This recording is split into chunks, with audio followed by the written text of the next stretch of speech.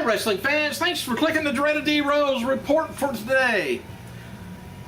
Several celebrity news publications are reporting that David Otunga and his celebrity fiancée, actress singer Jennifer Hudson, are once planning to get married again. Anyway, their wedding was put on hold during the build-up to the murder trial that regarding the deaths of her, several of Hudson's family members. So it's back on again. Good luck. And former WWE star John Heidenreich turns 43 years old on Thursday. Hey, didn't he have a little Johnny with him? R-Truth, you didn't take little Johnny, did you? Bill Goldberg, this is kind of interesting, who last competed in WWE in 2004, reportedly contacted Brock Lesnar about returning to sports entertainment organization to work an angle with him. Anyway, Lesnar, however, only has like 2 major dates left on his current contract. Triple H at SummerSlam is one, and whoever he's going to be wrestling at WrestleMania 29, which in my opinion is going to be Undertaker. Don't know, just saying. As a part of the 7 Summits adventures to climb the highest mountain on each continent, J.B.L. is currently in Russia attempting to climb Mount Everest. Anyway, the highest point in Europe. Well, earlier this week, J.B.L. revealed startling details about what he was going through, including a near-death experience. Due to a major storm on the mountain, J.B.L. suffered the effects of frostbite and hypoxia. It's a condition where your body is deprived of adequate oxygen supply, and declared that he was lucky to be alive. Well, on Thursday, J.B.L. checked in with the following video that's on YouTube, with the disappointing news that he will be unable to reach the top of the mountain due to weather conditions. Well then, come on down. That's all right.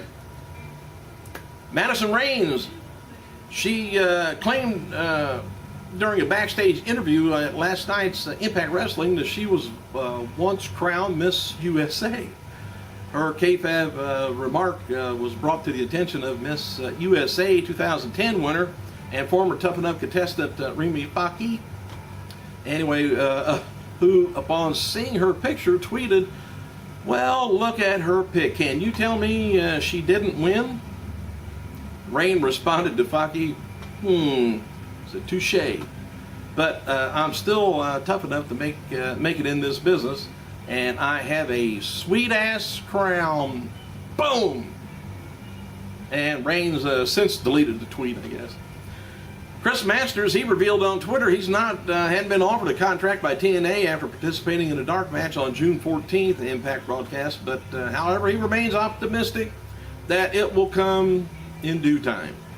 Garrett Bischoff versus Doug Williams is this week's featured match on TNA Explosion. On Monday's Raw, by the way, Cena cut a promo that included several comments that made many wrestling fans kind of cringe. I don't know if you know what I'm talking about yet, including using the word fudging and telling Chris Jericho that WWE's television audience is mostly comprised of 9-year-old children. Anyway, it's worth noting that those comments by Cena, they were edited off of the replay of WWE Raw that aired on English and Spanish channel Moon 2. But I don't know, Cena's promo with Chris Jericho was not edited off entirely, but his latest attempts at humor, fudging, and 9-year-olds were. I don't know. WWE Hall of Famer, hell, my wife was sitting there with me, she says, "Fudging?" I said, first time I've heard of that. WWE Hall of Famer Tammy Lynn Sims Sonny revealed on Twitter that she has 2 new shoot interviews coming out soon, one with kayfabe commentaries and another with RF video. And if you ever looking up a video clip and need one or need a movie or something, RF is the place to go.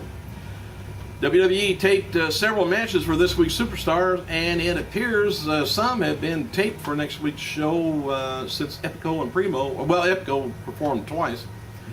Match tape for this week's was Kingston versus McGillicuddy, Epico versus Young, Kane versus Slater, Cesaro versus Sin Cara, and Camacho and Hunico versus Uzos, plus another tag team match with Primo and Epico taking on Darren Young, Titus O'Neil.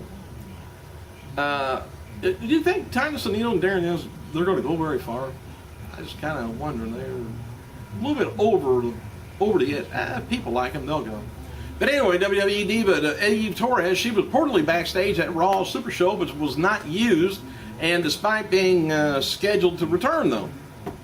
No word yet if she's going to be returning next week or what role she's going to be in. The officials were high on her role as executive assistant to John Laurinaitis, and he's out of there. But I still say he'll be back. But her role, I don't know, maybe Teddy treat her like a dog. We'll see. Well, for a week anyway. Who do you speculate is going to be the Raw and SmackDown general? I think there should be two anyway. But one of them, I guess they're going to let us know on the 1000th show, but I think one of them ought to be Ric Flair. Pre-orders for WrestleMania, well, not WrestleMania, but the WWE 13 video game continues to be much higher than they were last year. As of last week, they were 171% higher, which that's for Xbox 360, 198% for PlayStation 3, and 84% for Nintendo Wii. The numbers are being attributed to CM Punk's involvement with the game and the recent segment on Raw and the game's Attitude Era features and social media push has been behind the game also, hitting it. Alright, WWE has likely earned several $million per year from Ion Network for the new main event TV show that's going to be premiering in October. Why? Well, the WWE cost to produce the show will be minimal since most of the cost of the tapings already fixed into the crew and talent that's been in there for the main taping anyway. So they're not to have to do extra shows. The show's likely going to do ratings maybe a bit better than Superstars on WGN did. Ion covers about 0.7 rating in prime time, only a 0.3 rating in the 18 to 49 demographics, and about 1.1 million viewers. Among broadcast network, Ion is the 8th most popular in the U.S. Their shows are kind of minimal right now. I don't even watch it. I got it, I think. Two women, or the woman that played the drug addict in AJ Styles' and Dixie Carter's storyline on Impact last week was a local actress that had been planned from the beginning, but TNA was disappointed in her performance. Me too. Well, my wife could have got out there and whined better than that. The angle where Sting was attacked by this is something that TNA is just notorious about, and I hate that. TNA, anyway, the storyline was Sting when he was attacked by the three mystery men a couple of weeks ago has been put on the back burner for the time being.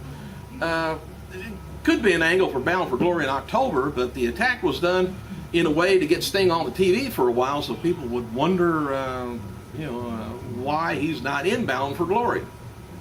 TNA officials have not decided yet who will be revealed under the mask. The general feeling is on the segment that it was needed to be strong, but came off low rent. It's just, I don't know. Things aren't thought out far enough ahead of time, I don't think, on creative. Independent women's wrestler Tyler Hendricks will have, and this was another gut check evaluation on tonight's episode of Impact Wrestling, but there was disappointment within the company over her performance last week when she wrestled Tara. And apparently there was also some disappointment over her look and ring work. It said there was heat on Agent Al Snow for choosing her as the latest gut check participant. WWE's website has a new Where Are They Now feature up on Lance Storm. Psycho Sid took a fan question off Twitter last night. Sid asked fans not to insult or talk trash about Ruby Sky after their little Twitter spat, even with Sonny and Shannon Moore this past week. Sid said that he respects Ruby's opinion and has nothing against her. If you haven't seen her I would like to be against her. Yes. Sid said he'd be interested in having matches with CM Punk, Kane, and Randy Orton, and John Cena. Sid noted that Punk and Dolph Ziggler were some of the best in WWE. One fan asked about the WWE DVD, and Sid said there's no release on him in the works. Regarding TNA, Sid said he rarely watches matches on their show, but he does sometime. But he did say AJ Styles stood out. And the former WWE champion said that there's no chance that we'll see him on TNA. That's because they haven't offered him anything. Money's right. Hopefully it won't be a no-show. Thanks for clicking, you guys. I gotta go.